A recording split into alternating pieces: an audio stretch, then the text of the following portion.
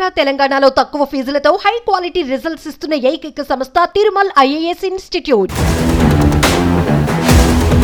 Money ఎరవేసి మనిషి రక్తం తాగుతున్న బెట్టింగ్ యాపులు. Ban betting. ఈరోజు సోషల్ మీడియా అనేది ఒక మంచికి వేదిక కావాల్సింది ఒక చెడుకు వేదికగా తయారవుతున్న పట్ల చింతిస్తున్నాను. కారణం ఏంటంటే ఈ బెట్టింగ్ యాప్ల కారణంగా యువత, చదువుకున్న యువత పక్కదారి పడుతున్నారు. వాళ్ళ కుటుంబాలు ఛిద్రమవుతున్నాయి. బెట్టింగ్ యాప్లపై అవగాహన కల్పించిన ప్రముఖులు కూడా ఇలాంటి యాప్లను ప్రోత్సహించడం అత్యంత బాధాకరం, దురదృష్టకరం. ఈ బెట్టింగ్ యాప్ కారణంగా యువత చెడుదారి పడుతున్నారు. ఆ యాప్లు చూడడము, దాంట్లో నగదు అప్పులు చేసి లోన్ల ద్వారా తీసుకోవడము, సరైన సమయం కట్టక చెల్లించక ఆత్మహత్య చేసుకోవాల్సిన పరిస్థితి నేటి యువతకు ఏర్పడింది. ఒక పక్క కేంద్రంలోను రాష్ట్రంలోను ప్రభుత్వాలు వీటిపైన ప్రత్యేక దృష్టి సారించి ఈ బెట్టింగ్ పైన నిఘా ఉంచి అన్ని యంత్రాంగం, పోలీస్ వ్యవస్థ కావచ్చు, అన్ని వ్యవస్థ దీనిపై ప్రత్యేక నిఘా ఉంచి దీన్ని నియంత్రించి నేటి యువతను అటువైపు వెళ్లకుండా చూడాల్సిన బాధ్యత ఎంతైనా ఉంది. అదేవిధంగా బెట్టింగ్ యాప్ల పైన యువతకు అవగాహన కల్పించాల్సిన ప్రముఖులు కూడా దీన్ని ప్రోత్సహించడం కూడా అత్యంత బాధాకరం, దురదృష్టకరం. ఇప్పటికైనా కేంద్ర రాష్ట్ర ప్రభుత్వాలు దీనిపై ప్రత్యేక శ్రద్ధ వహించాలని కోరుకుంటున్నాను. నా పేరు కొంటేసారి ప్రసాద్, జనసేన పార్టీ ఉమ్మడి చిత్తూరు జిల్లా కార్యదర్శిని మాట్లాడుతున్నాను. ఇప్పుడు ఒక 10 రోజులుగా ఈ బెట్టింగ్ యాప్ల గురించి అల్లకల్లోలంగా సోషల్ మీడియాలో వచ్చే రూమర్స్ ని, చాలా రూమర్స్ కాదు అవి, ఏంట్రా అంటే ఇన్ని రోజులు జరిగిన అన్యాయాన్ని ఇప్పుడు వెలుగులోకి వచ్చాయి. ఇది అన్యాయం అనే కాళహస్తిలో ఎప్పుడో మేము చెప్పాము. ఈ బెట్టింగ్ యాప్ల వల్ల ఎంతో మంది తల్లిదండ్రులు శ్రీకాళహస్తి నియోజకవర్గంలో మా దగ్గరకు వచ్చి కంప్లైంట్ చేయడం జరిగింది. అన్న, ఈ విధంగా మా పిల్లలు ఈ బెట్టింగ్ యాప్ లో పడి డబ్బులు పోగొట్టుకుంటున్నారు, అప్పులు పాలైపోతున్నారు, సూసైడ్లు దాకా వెళ్ళిపోతున్నారు. మేము దానికి భయపడి అప్పులు చేసి మా ఆస్తులు అమ్మి ఈ బెట్టింగ్ యాప్ల వల్ల దందాలకి మేము కట్టుతున్నాము.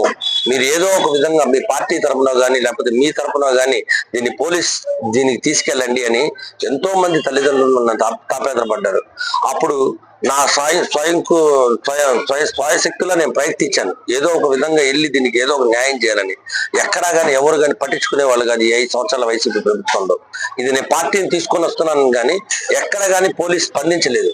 నేను ఇది చాలా దూరం తీసుకెళ్లాలని ప్రయత్నించా, ఎన్నో కంప్లైంట్లు కూడా ఇచ్చాను. ఈ బెట్టింగ్ యాప్ల వల్ల చాలా మంది నాశనం అయిపోతున్నారు. ఇప్పటికన్నా ఈ ప్రభుత్వం స్పందించి ఇదొక స్పందనగా ఇది మొత్తం తీసుకెళ్లిన దానికి ధన్యవాదాలు తెలియజేస్తున్నాను. ఈ ఒక బెట్టింగ్ యాప్లను ప్రమోట్ చేసే ప్రతి ఒక్కరికి అరెస్ట్ చేసి వీళ్ళని జైల్లో వేయాలని గట్టిగా జనసేన పార్టీ తరఫున ఖండిస్తున్నారు. సోషల్ మీడియా ఇన్ఫ్లుయెన్సర్ వల్ల యువత ఎంతగానో చెడిపోతా ఉంది. ఈ బెట్టింగ్ యాప్ల వల్ల, ఈ బెట్టింగ్ వల్ల కొన్ని జీవితాలు, కొంతమంది యువత జీవితాలు ముఖ్యంగా నాశనం అయిపోతున్నాయి. సోషల్ మీడియాలో ఈ ఇన్ఫ్లుయెన్స్ వల్ల యువతే కాకుండా ఆటో తోలుకునే వాళ్ళు, చిన్న చిన్న కూలీ పనులు చేసుకునే వాళ్ళు, వీళ్ళందరూ బెట్టింగ్ లో ఆడి వాళ్ళ జీవితాలే కోల్పోతున్నారు. ఎంతో మంది సూసైడ్ కూడా చేసుకుంటున్నారు. వీళ్ళందరి మీద ప్రభుత్వం కానీ పోలీస్ వ్యవస్థ కానీ నిఘా ఉంచి కఠినంగా వీళ్ళ మీద కేసులు నమోదు చేసి దీన్ని అరికట్టాలని చెప్పేసి యువతగా కోరుతున్నారు. ఆన్లైన్ గేమ్ సోషల్ మీడియాలో, యూట్యూబ్లో ప్రమోట్ చేస్తున్నటువంటి బెట్టింగ్ యాప్లని, దాని ద్వారా చాలా వరకు యువత చెడిపోతున్నారు. కారణం ఏంటంటే కొంతమంది సోషల్ మీడియా ఇన్ఫ్లుయెన్సర్లు ఈ యాప్ ని ప్రమోట్ చేస్తున్నామని చెప్పి వాళ్ళు ప్రమోషన్ అవడానికి కోసం ఇటువంటి యాప్ని తెలియని వారికి తెలియపరుస్తూ, ఆ గేమ్ ఆడని తెలియని వాళ్ళు కూడా దాన్ని ఆడి దాని గురించి తెలియక అంతో కొంత నేర్చుకొని ఆ బెట్టింగ్ యాప్లో డబ్బులు పోగొట్టుకొని ఇంట్లో ఉన్నటువంటి నగలు కావచ్చు, వస్తువులు కావచ్చు పెట్టి చాలా వరకు యువత చెడిపోతున్నారు.